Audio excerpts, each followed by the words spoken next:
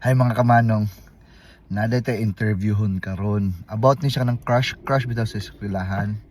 Ang akong interviewon karon mga kamanong kan ikaduhan akong anak. Oh, tanaw, kilig kayo.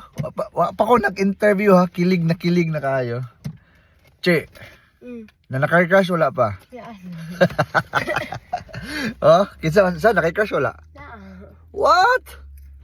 Kinsa man imong crush? Secret. Silogan pa rin yun. Gwapo na siya, pangit. Gwapo. Oh! Gwapo pa siyang nawong. Oh! Sama daw.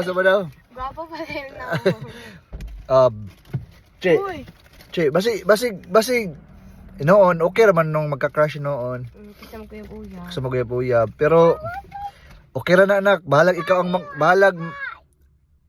ikaw ang magka-crush. Okay ra na, no?